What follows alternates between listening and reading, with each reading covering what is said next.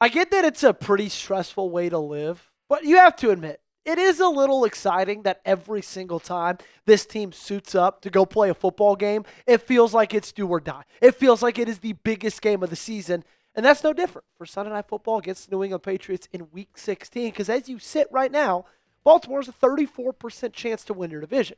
And that's how you're going to get into the playoffs. Wild card, it's done and dusted. You got no shot there. You got to win the AFC North. And if you beat New England, that jumps up to a 45% chance. But if you lose to New England, falls all the way down to less than a fourth, 22%. And then worst comes to worst, this is a worst case scenario. If Pittsburgh beats Detroit on Sunday and you lose to New England, then you go down to a 7% chance. So yeah, understatement of the year. This game on Sunday is absolutely massive. Well, we got some pretty big news for that game on Sunday today from Patriots head coach Mike Vrabel, as he said that Robert Spillane, Patriots linebacker, is out for Week 16 with that ankle injury, and he will not be playing against the Baltimore Ravens. Now, why is that such big news? Well, because he's a pretty damn big player. Big in the sense of he might be their most impactful player defensively, probably outside of Christian Gonzalez. Almost 100 tackles on the season, 4 tackles for loss, a sack, 0 QB hits on the year. But, man, he is a guy that has an impact on every single play. And this will be his second week in a row where he's missed. He was out last week against the Buffalo Bills. And you know what happened last week against the Buffalo Bills? Well, James Cook went off for 3 total touchdowns. And he had himself an unbelievable game as well, right? Yards after yards after yards, carries on carries on carries. Just absolutely dominated that football game and was a big reason that the Buffalo Bills were able to make a comeback in that one. And it's funny because New England started off the season as one of the best rush defenses in the league. Weeks 1 through 9, they had 0 50-yard rushers. But since weeks 10 through 15, they've allowed 4 of them. That's 6 games, guys. 4 50-yard rushers when they allowed 0 in the 10 weeks prior, the 10 games prior. Now, part of that's Milton Williams, but he's not going to be playing. A big part of that, it's going to be a big part on Sunday, is no Robert Spillane. This is a Derrick Henry game. This has Derrick Henry's fingerprints written all over. We talked about it on Tuesday. But in these big moments, when your season is on the line, when your year is on the line, you need to go to your stars, your star players, your best players. And they've got to go out there and they've got to win that game for you. Sure, offensive line has to play great. Defense has to make plays too. But if Derrick Henry's not out there making plays and you can't establish the run, it's going to be hard for you to win this football game. So yeah, Robert Spillane not playing is a pretty big deal. You know what else is a pretty big deal? We're about to pass 42,300 subscribers. Only 3 subs away. That's it. I just need 3 diehard Ravens fans to hit that big red sub button and join us because, hey, it's free. Let's talk about some Ravens injury news because we got some big news on that front as well. Kyle Hamilton popped up on the injury report today with an ankle injury and is listed as questionable. There's reason to believe he suffered that injury in today's practice, and that's not good, ladies and gentlemen. You're going to need Kyle Hamilton to play in that football game. Now, the good news is Kyle Hamilton's incredibly durable. He's incredibly tough. He's only missed 4 games in his 4-year career, but this cannot be one of them. Every game matters. Every game is do or die. You're going to need your best defensive player in that football game. Hell, with how the season's been going for the offensive side of the football, for Lamar Jackson, Kyle Hamilton might be the best player on your team. Straight up. Sticking with the secondary, Chidobe Awuzie was listed as doubtful with his foot injury. John Harbaugh was quoted as saying it's going to be iffy whether he plays or not. I'm just going to tell you right now, he's not going to play on Sunday, which is a pretty big bummer because Cheeto's had an unbelievable year. I think Chidobe Awuzie has probably been the most underrated Raven in 2025. He easily was the most underrated addition. You signed him as a free agent in March, and everybody, myself included, was like, okay, and he's been far more than just okay. John Jenkins is questionable with an illness. Illness has been going around the locker room, says John Harbaugh. Lamar Jackson was one of the ones who has come down with that illness as well. He said it's the flu, which is obviously pretty serious, knocking players out left and right. John Jenkins did not practice today, listed as questionable. John Harbaugh feels good about him being able to play on Sunday. Ronnie Stanley listed as questionable as well with a knee injury. Ronnie Stanley feels like he's trending to go as well. You're going to need him. You're going to need your starting left tackle. Look, you're going to need everybody. Okay? That's what I'm pretty much saying for all of these cats.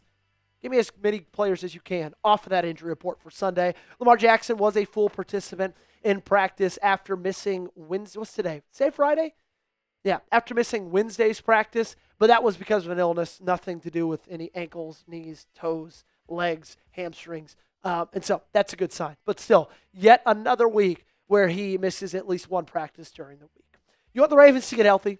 Boost that health bar. Hit that thumbs up button. Like today's video, ladies and gentlemen. And, you do something about it. Be the change you want to see.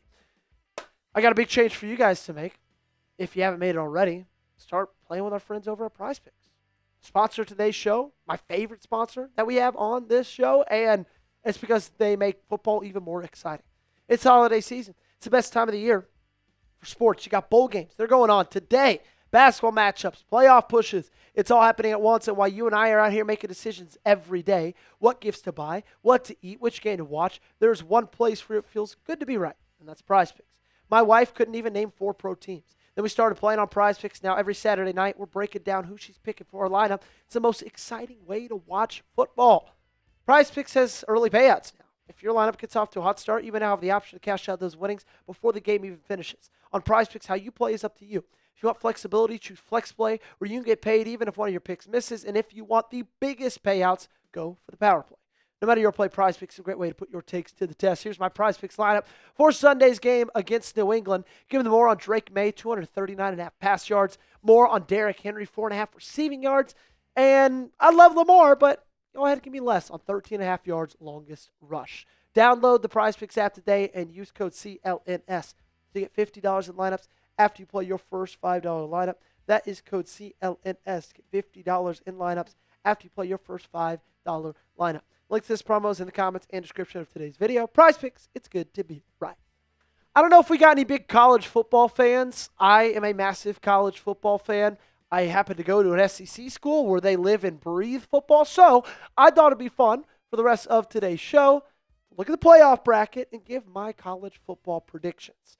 Up first tonight, we got Alabama against Oklahoma, and then tomorrow we got a triple header, A&M Miami, Ole Miss Tulane, and then, of course, Oregon and JMU, Indiana, Texas Tech, Ohio State, and Georgia all got those first-round byes for being the top 4 seeds. We're going to start with tonight's game. Feels like a lot of the public is thinking Oklahoma. They're the home team. They just beat them a few weeks ago.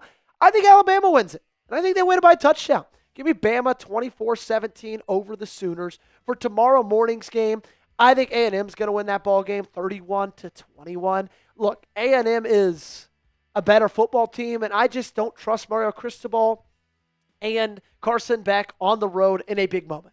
So I think the Aggies win it. These last 2 games for tomorrow, Oregon, JMU, give me the Ducks 48-13. Ole Miss over Tulane 41-17. Don't even really think those one will be close. Oregon, Ole Miss, they're going to sleepwalk into the next round. The Rose Bowl I've got right now is Alabama, Indiana. I think Indiana's going to win that one over the Crimson Tide. Their streak stops there. Ohio State, I think they're going to, benefit from having that 1 week bye in between. They're going to take down A&M. A&M's good, but I think next year might be the year for the Aggies. I've got Oregon over Texas Tech in the 5-4 matchup in the Orange Bowl. I think a lot of people are sleeping and not really, giving Oregon a ton of credit. They only lost 1 game, and it was to the best team in the country.